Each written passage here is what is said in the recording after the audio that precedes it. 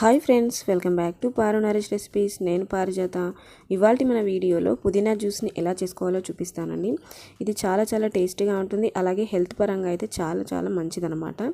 So ఈ healthy జ్యూస్ని ఎలా చేయాలంటే, ఇలా ఒక గుప్పెడాన్ని పుదీనా ఆకులను ఫ్రెష్గా కడిగి తీసుకోవాలి. ఇప్పుడు ఒక చిన్న మిక్సీ గిన్నెలోకి ఈ ఆకులను యాడ్ చేసుకుందాం. అలాగే ఇందులోకి ఒక మీడియం సైజులో ఉండే నిమ్మకాయ జ్యూస్ని కూడా యాడ్ చేయండి. ఇలా నిమ్మకాయ జ్యూస్ వేయడం వలన జ్యూస్ మంచి టేస్టీగా రావడమే కాదు, పుదీనా ఫ్లేవర్ కూడా బ్యాలెన్స్ అవుతుంది. అలాగే 4-5 ఐస్ ముక్కలు, ఒక అర టీ స్పూన్ అంత సాల్ట్, ఒక గ్లాస్ వాటర్ యాడ్ చేసి ఇవన్నిటిని మెత్తగా గ్రైండ్ చేయండి.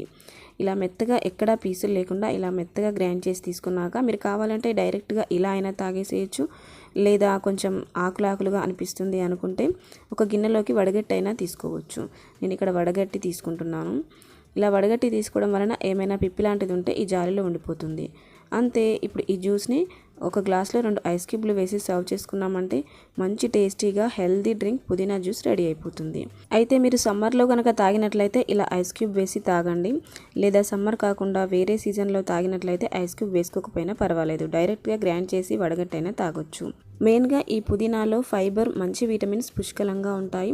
లైక్ కాల్షియం, మెగ్నీషియం, మాంగనీస్ ఇలాంటి వాటివి పుష్కలంగా ఉంటాయి. అలాగే కడుపు నొప్పి, గ్యాస్, కడుపుబ్బరం సమస్యలు ఉన్నవారు కూడా ఈ జ్యూస్ తాగడం వలన మంచి రిలీఫ్ని పొందొచ్చు. అలాగే ఈ పుదీనా దగ్గు, గొంతు ఇన్ఫెక్షన్లను కూడా తగ్గిస్తుంది.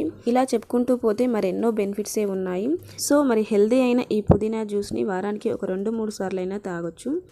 మరి మీరు ఒకసారి ఇదే విధంగా ట్రై చేసి మీ ఫీడ్బ్యాక్ని కామెంట్ చేయండి. ఇలాంటి మరెన్నో రెసిపీస్ కావాలంటే మన ఛానల్కి సబ్స్క్రైబ్ చేసుకొని పక్కనే ఉన్న బెల్ ఐకాన్ని యాక్టివేట్ చేయండి. Thanks for watching.